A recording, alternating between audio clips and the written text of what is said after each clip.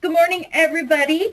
This is our monthly web discussion, and this morning's topic is books. They're near and dear to our hearts.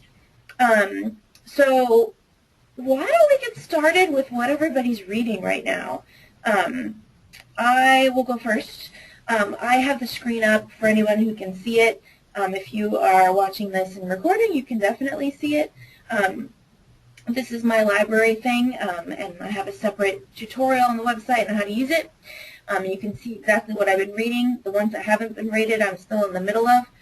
Right now I'm in the middle of Scott Westerfeld's new book called Afterworlds, which is fascinating. It's awesome. I'm listening to it on audio, and it's like this. It's one of those books where there's a present-day story and then the novel that she's writing, and it's intertwined.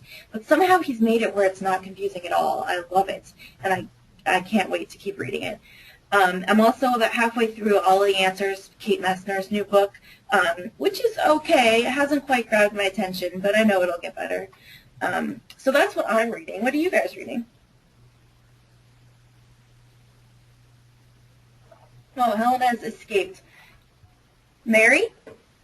Right now, well, I just got back from vacation, so I haven't been reading anything. Oh, that's okay.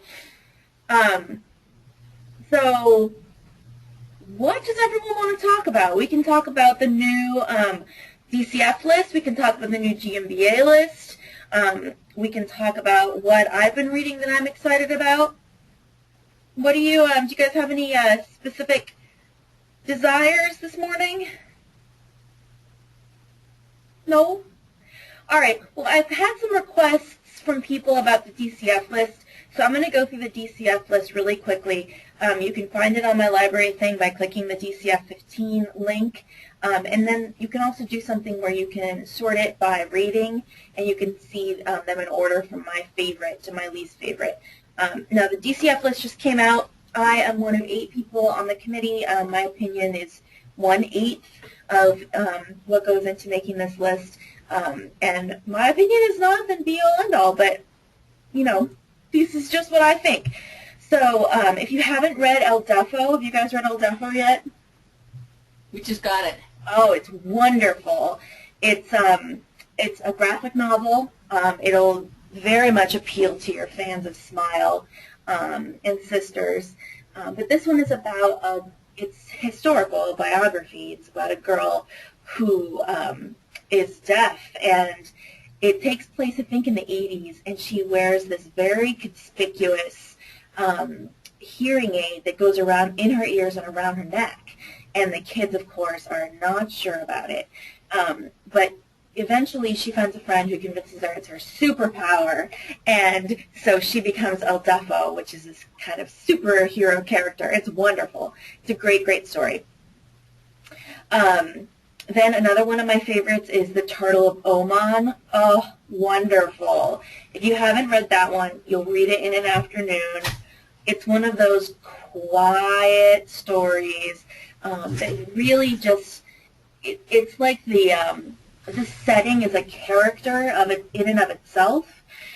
It takes place in Oman, and it's about a little boy whose family is moving to the United States, and he does not want to go.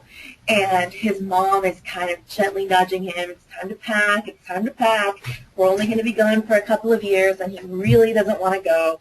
And it's about him connecting with his family and his grandfather especially, and really just exploring this place that he loves so much. Not a lot happens in this book, but it's beautifully written. It's kind of a love story to the Middle East, and it's wonderful. And none of it takes place in the United States. The book ends with him actually leaving and deciding that he's going to be okay because he's able to come back. Definitely a well-written novel. Another one, The Badger Knight by Catherine Erskine. I was very excited about this one when it came out. I love Catherine Erskine. She writes the underdog so well. And this story is about a boy. It takes place in medieval England, and he is albino, and in those days, being albino, you're either considered to be a devil or an angel. No one really knows what to make of you.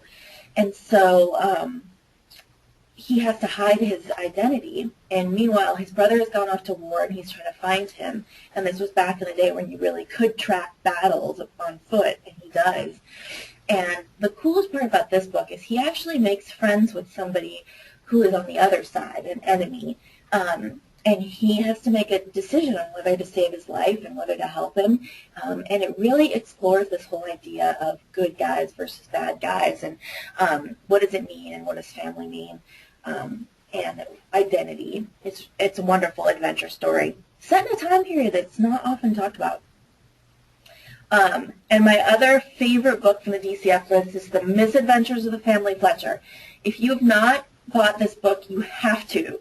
Misadventures of the Family Fletcher is one of the best books I've read in a long, long time. It's up there with the Penderwicks, which, if you know anything about me, you know that is the highest form of praise. This story is about a family with four boys, and two dads, so it's all boy family, and each of these characters is written really well. The two dads are very, very different, just wonderfully normal but quirky, and each of the boys has his own foibles. One boy wants to do a theater production, and one boy they call Froggy. He's the youngest, and he's kind of a rough and tumble kid. And, it's just wonderful. And there's one boy who's trying to get into like the program for gifted kids, and he's really, really smart, and he's not sure if he wants to do it. And it's one of those stories where not a ton happens, kind of like the Penderwicks. They have a lot of adventures. They have wonderful family traditions, like when the kids get to choose their favorite meal, and on the first day of school, every kid gets their favorite thing, and they tell stories around the dinner table. It's just so wonderful and wholesome. So you have to buy that one. That one is a must purchase, and give it to anybody who likes the Penderwicks or any of those kind of family stories. So those are my absolute favorites. After that, there are obviously some other wonderful ones. 7 Stories Up by Laurel Snyder. The cover is horrendously bad, but the paperback cover is better, so you might consider buying the paperback. I think it's out soon. The paperback has like a Ferris wheel on it, and it just is more modern looking than that hardcover cover that looks, I don't know, it looks cheap.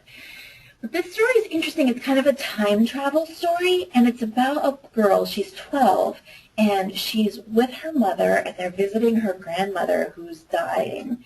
And she's not really sure. She hasn't spent a lot of time with her grandmother, and she's not really sure how to talk to her and why she's never met her. You know, what's the deal between her mother and this woman? And I can't remember how it happens, but she like falls asleep or something and wakes up in the past, and she gets to know her grandmother as a girl, and she becomes this friend to her grandmother, and she starts to understand why her grandmother is the way she is and why her mother and she have such a bad relationship. And she actually gets to change the past and the future a little bit, which is really, really interesting. So the past takes place right at the tail end of the Depression, which is also a really interesting time period, because this family is not struggling so much. They live in a big hotel, but as soon as they leave the hotel, times are hard, which is kind of an interesting, eye-opening time period for the girls. So that's a wonderful story. It's short. And it's worth a discussion, which I think is good for those younger kids. Another one that everyone needs to buy and read is Kenneth Oppel's The Boundless. Kenneth Oppel can do no wrong, but The Boundless is wonderful. It's a kind of a steampunk train mystery. I mean, you can't really say no to that, right?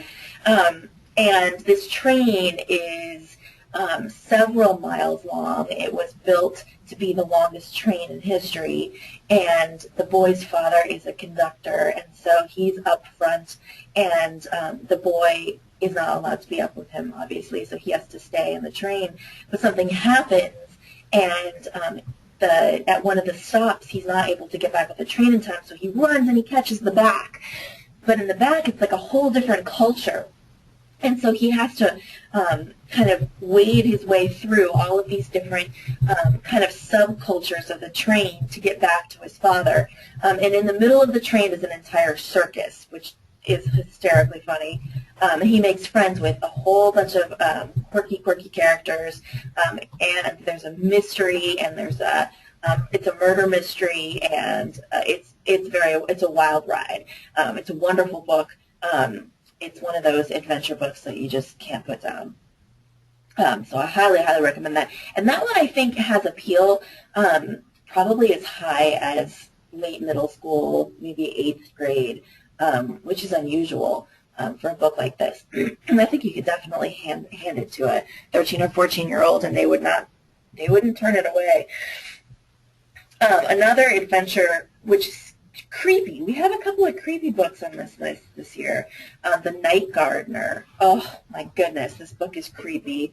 It's one of those like fairy tale-esque stories that just chills you to your bones. And it takes place in kind of in olden days. It's unspecified, where these two kids are orphans and they're homeless and they're trying to find some help. And they are wandering around this kind of unnamed land, and they're told that this house is looking for help, and so they go there for work, and they find out that this house is haunted, and there's someone called the Night Gardener that appears in the garden. And what's happening is that this tree has taken over the house and grants wishes. So you go into this room and the tree will grant wishes. But the problem is that you have to keep going to back to the tree to keep getting your wishes, and it becomes addictive. And so this family that's living there is addicted to this wish-making tree. And the tree's not so nice. The tree takes lives and is building its own little cemetery out front. It is creepy. Definitely a middle school read. I would not hand this to a young kid. It freaked me out. But I think some of those kids, especially the boys, I think are really going to love it. It's spooktacular. Another one of my favorites is The Scandalous Sisterhood of Prickwillow Place. Julie Berry is fantastic. You probably know her name from, she wrote a YA novel that I can't think of the name of right now, All the Truth That's in Me. And this is a departure from that type of novel. This is kind of a dark British murder mystery, and it's very dark humor, but it is hysterically funny.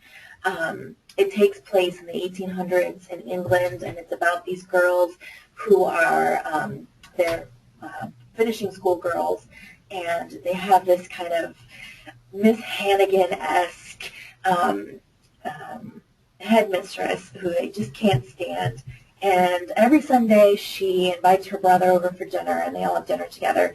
And one Sunday evening, the headmistress and her brother mysteriously die at the dinner table. And so the girls look at each other and they think, we don't want to go home because our homes are no fun, and we kind of like the idea of not having anyone tell us what to do. And so they decide to not tell anyone that they died and to bury the bodies in the backyard, which is just creepy and hysterical and very, very dark, of course. So then they try to pretend like nothing ever happened, and they dress one of the girls up as the headmistress and try to fool the town. And, of course, the whole thing falls apart, and it's just hysterical. It's very dark, but deeply, deeply funny. The best part about this story is that each girl in this boarding school has an adjective attached to their name. So it's like Dour Alice, and I can't even think of all of them, but they each have an adjective, and the adjective is used every single time. It's never just their name, which just, I don't know, adds to the hilarity of it. Oh, it's good stuff. absolutely need to read that one. And the audio won an award for the production. It was the best audiobook of the year from ALA. And I agree. The audiobook is phenomenal. Another fantasy that's up there, and I'm not a fantasy fan, but this one was wonderful, was Gabriel Finley and the Raven's Riddle. This is a young fantasy, which is wonderful, and it's about a boy who discovers this world where ravens have riddles, and these ravens are like attached to people. And it kind of reminds me of the Golden Compass in a way, but this is a little bit creepier. And he has this adventure, and he has these talking ravens, which it doesn't bother me that much that they're talking. Usually it bothers me that animals are talking, but not in this book. It's a really wonderful adventure, and one of the things that's really fun is that every chapter has a riddle. And I think the kids are just going to eat those riddles up, which is so much fun. I think they're really going to like that one. Another book on the list that I was really excited about is called One Safe Place by Tanya Unsworth. This is one of those books that I feel like fills a hole.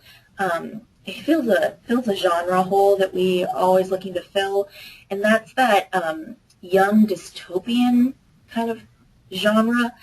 Kids that want to read the Hunger Games and want to read Maze Runner but aren't quite old enough for that or aren't quite mature enough for that level of violence. This is kind of an introduction. I would definitely put this in a place where, like, maybe Uglies or Roar, those kind of young dystopian novels that you could hand to, you know, a 12-year-old and they would love it. So this story takes place in the future, but you don't know that at first, which I think is one of the best intros. So you start off in a farm, and this boy, he's 12, and his grandfather dies, and he has to bury his grandfather, and then he has to decide if he can run the farm by himself, and he decides he can't. And so he had heard talk that there was a city within walking distance, and so he takes off on an adventure to go to the city to try to find someone to help him with his farm. And when he gets to the city, you realize that it's actually the future, and it's this terrible city where the world has just not done well, and water rights have become a huge problem, and the rich people have all the water, the poor people have none, and there are a lot of poor people. And so the rich people have these gorgeous green lawns and these enormous houses, and the poor people have no water to drink. And so he finds some friends, and they kind of squat in a couple of buildings, and they keep hearing rumors about an orphanage on the edge of town that will help take care of them. And he's like, they don't believe it, they think it's a myth, but eventually they get desperate enough to go. And it happens, what's happening is that the old people, the old rich people in this city are paying people to kidnap children, and so that they can take over their bodies and relive their youth, which is just creepy. And so these children are being used by these older people for their experiences. The problem is that one of his friends is with him, and she did not have a happy childhood, so they don't want her because, you know, who would want to relive an unhappy childhood? And so she disappears, and of course he's not happy about that. So it's this wonderful mystery, adventure kind of story. I think it's going to be really popular. And then among my other favorites, The Madman of Piney Woods, Christopher Paul Curtis, of course, can't do anything wrong. You definitely need to buy this. This is a companion to, why can't I think? I just got back from a conference, and I'm all confused. It's a companion to Elijah Buxton.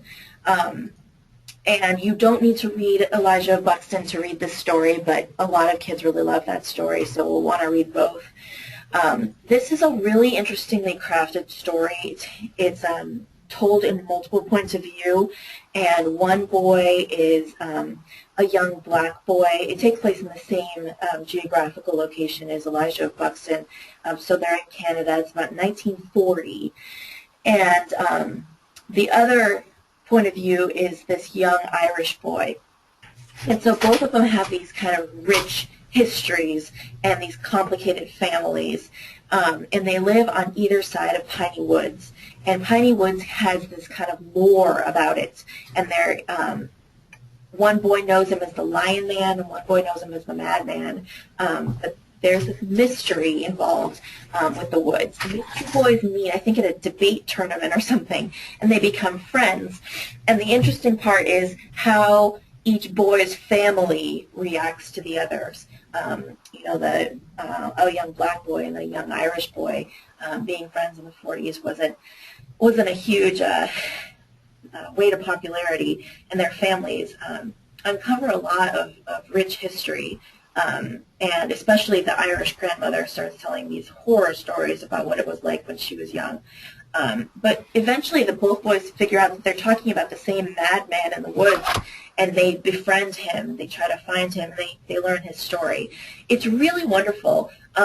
It's a very complicated storyline. It's a substantial book. It's long. But I think it's definitely worth reading and worth talking about. And his writing style is wonderful, as you know. Anybody who loves his other books should definitely pick this one up. It's a great story. All right, two more of my absolute favorite ones. Absolutely Almost by Lisa Graff is just a wonderful story. I love this book. I like it because this boy has some sort of learning disability, maybe some sort of social issue, but it's never labeled, and I kind of love that. He has some problems. He he has trouble fitting in, he's bullied, and he has trouble reading, and his mom keeps trying to get him to read Johnny Tremaine, and he just isn't having it. He wants to read Captain Underpants. So finally they get him a babysitter / tutor, and she's this free spirit, and she helps him out by making book covers for Captain Underpants so his mom can't tell what he's reading, and she takes him to the library, and she teaches him how to draw, and they draw superheroes, which is wonderful. And so they really explore the idea of what is a superpower and what makes you special. And she is just a wonderful influence on him. Of course, it doesn't all end happy with roses, so I won't ruin the ending, but it's a wonderful story, great characters, and it has a superhero bent, which we're always looking for the summer. All right, and finishing out my top books from the DCF list, The 14th Goldfish by Jennifer Holm. She, is wonderful, and this is a novel. It's not a graphic novel like Baby Mouse, but it's a regular novel, and it's fascinating. It's about a girl who's about 13, and she has this kind of quirky scientist grandfather, and he is always doing experiments, and he does this experiment to make him a teenager again, and he shows up at their door and is like 13 years old, and he's this 13-year-old nerd, and he starts going to school with her, and she's kind of, it's awkward because he's her grandfather, but he's 13, and he's in her school, and he's doing all these experiments trying to figure out the secret to life, and through that, she really learns about him and learns his experience and kind of the method behind his madness. It's a great family story, and it's funny too, and the cover's great. So that rounds out my very, very best. My personal favorite books from the DCF list. Of course, it's a long list, and there's some great books on here, but those are the ones that I really, really love and loved reading. So I see we're being joined by some more people. Is anyone else reading anything exciting these days? No? No one's reading anything? Okay. All right, well, let me see. Some of the other DCF books that you might not have heard of that you're going to want to buy for your kids. No Summit Out of Sight by Jordan Romero is it's True story. It's obviously ghostwritten, but it's about a kid. He's 11 at the beginning of the book. I think he's like 13 towards the end. And he decides to climb all 7 summits, the biggest mountains in the world. And it's not my favorite book ever, but it's definitely good, and the kids are going to love it. He does speaking engagements now and is still climbing. I think he was actually in Vermont climbing mountains and doing some like inspirational speaking. But he is very detailed, especially in the beginning, about the mountain climbing and what it takes to climb the mountain, which is wonderful. So definitely one to think about buying for your libraries. Ice Dogs is another one that was really, really good. Probably not something that you might have noticed. It's one of those books that I probably would have put it to the side and not read had it not been on the nomination list. But it was really good. It's about a girl who lives in Alaska, and she's a musher, and she loves her dogs, and she does competitions, and one day she goes out by herself, which she really shouldn't have done, but she does, and she stumbles upon a boy who's out in the snow and is not prepared, and the two of them have an adventure trying to get home. And it's all about survival and quick thinking and about this wilderness that she's in and how they can't really figure out where to go and what's safe. It's a really wonderful book, quick read, and I think that the kids are just going to eat it up. And, it's one of the only books that it doesn't have any kind of romance, girliness in it at all. She's just a rough and tumble girl who's just getting the job done, which I adore. Let's see, Steve Sheinkin, who's going to be speaking at the DCF conference in May, he wrote the Port Chicago 50. And this is narrative nonfiction, so for anybody out there who is a teacher librarian, this is one you're going to want to buy for your school. It's really wonderfully written. It's about a little-known issue in World War II where in the Navy there was this black regiment that was assigned to loading warheads onto a ship. And they were never trained how to handle the warheads. It was very dangerous work. And the whole story is about whether they purposely put the black men in danger instead of the white men. And they get in trouble because they refuse, after there's an explosion, the men refuse to handle the warheads, and they're tried for mutiny, which is... it's a hanging offense. It's not good. And so the whole story goes back and forth between history and the lawyers and these interviews with people and their stories about what happened and who's right and the tremendous amount of racism that was going on back then. And it's a wonderful story. I think that the kids are really going to like it. It really, really brings the history alive. And it's a part of history we don't talk about a lot. So I think it would definitely be worth recommending to your kids. Another one that might have gone unnoticed is The Actual and Truthful Adventures of Becky Thatcher. Anyone who loves Tom Sawyer is going to want to pick this one up. It's a story that takes place before Tom Sawyer, I think.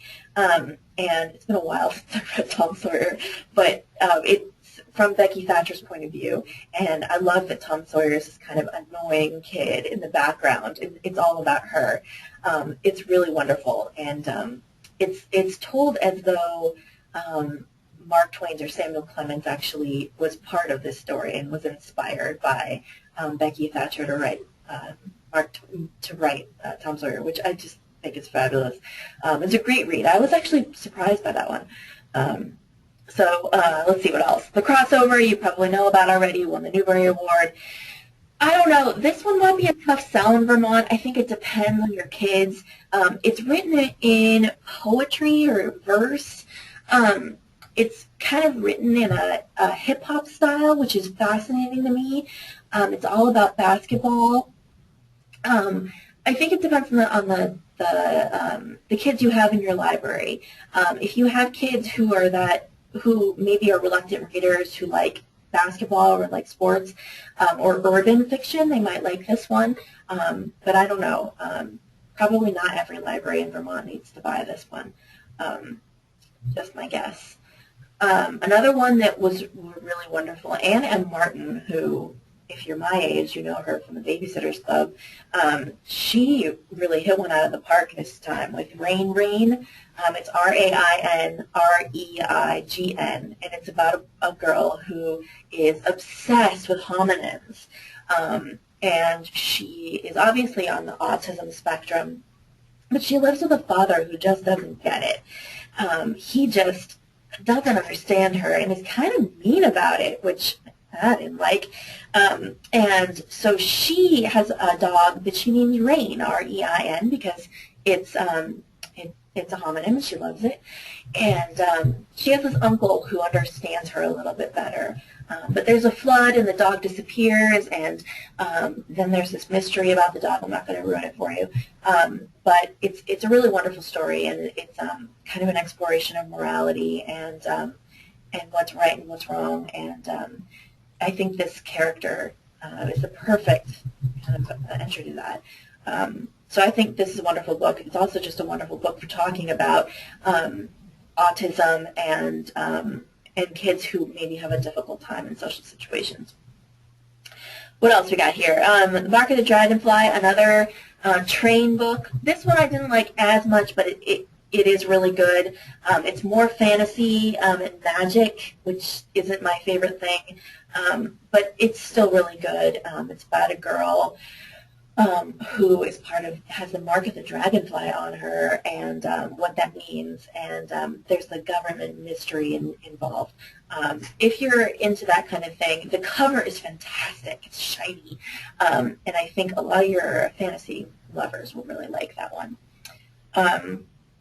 Some of the books that I did not like that you might, just because I didn't like it doesn't mean that you won't.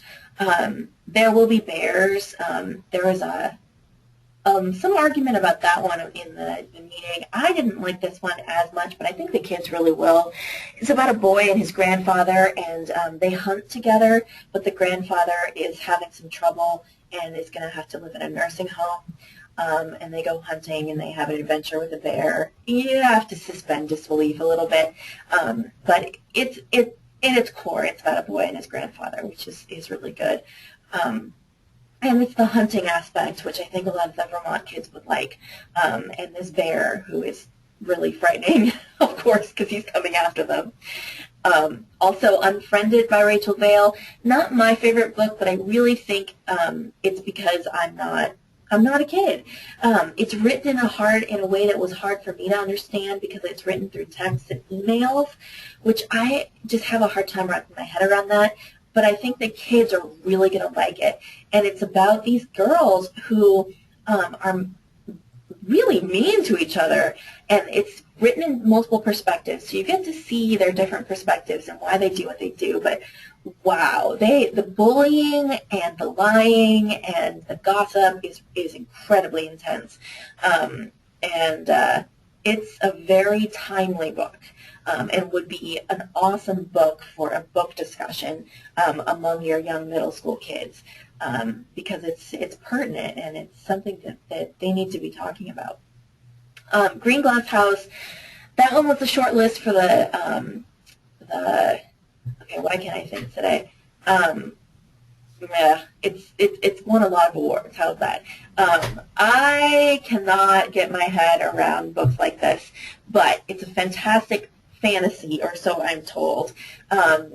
I think if it was an audio, I would have had a better chance with it, but unfortunately I didn't have an audio, so I tried to read it and I just couldn't do it. It's fantasy and there's a ghost and I don't know, it was really complicated and I had a lot of trouble wading through it. I do think that if you have established fantasy fans, people who like things like Tamara Pierce and those kind of dense fantasies, that I think the kids will really like it. Nuts to You is another book that I did not like because I'm me and I hate talking animals. But that doesn't mean that other people won't like it. It's talking squirrels, which I just can't get over, but you know, the kids will like it. It's cute. It's got squirrels. I also just don't really like squirrels. If it was talking elephants, then maybe it would be better. But anyway, it's something that your younger kids are really going to like.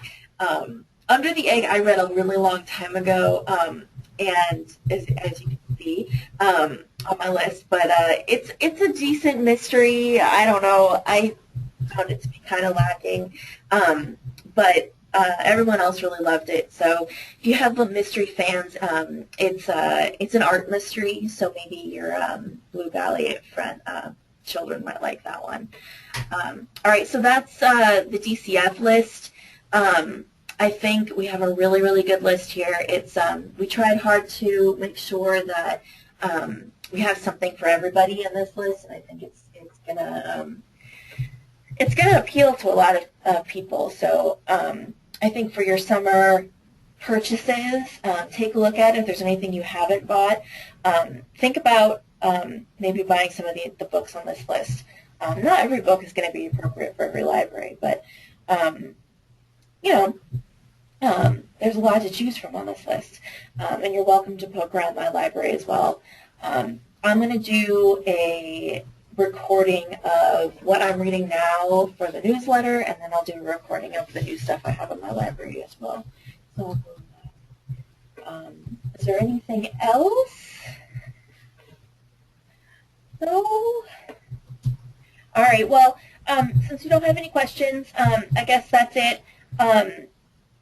If anyone has any questions, you can always find me. This is on the screen when you're watching the recording. You'll see this is my my library. You can always see what I'm reading. Feel free to ask questions. I'm happy to. You can follow me, spy them to see what I'm reading. I'm happy to share. It's no problem at all. And I do hope that everyone has taken a look at the new website. If you haven't by now, you definitely should. Libraries.vermont.gov. If you go to Services for Vermont Libraries and then go to Children and Teens, one thing we have changed, if you click on Resources, I know it's a lot of clicking, click on Resources, you'll see there's Collection Development and Reader's Advisory separated from Programming. That's just to make it a little cleaner for you.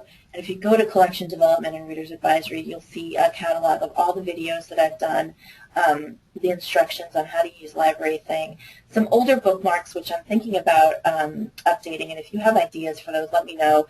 I hesitate to make a lot of static bookmarks because everyone has such different collections, and I don't like telling people what to buy because you know your audience better than I do. And then there's information down here on picture book organization and some resources for you. And I will be fleshing this out in the coming months. If you have any requests, ideas for things that we should be providing you, you know, holes in your reader's advisory experience that you really need to be filled, just let me know. I'm happy to put things together just for you or for everyone. You never know. There could be people out there who need the same thing who just haven't said anything. All right, thank you for joining me. Keep an eye out for new videos. The newsletter will be out very soon. And until then, let me know if you need anything, if you have ideas, questions, comments. I'm open to all of it. Thank you.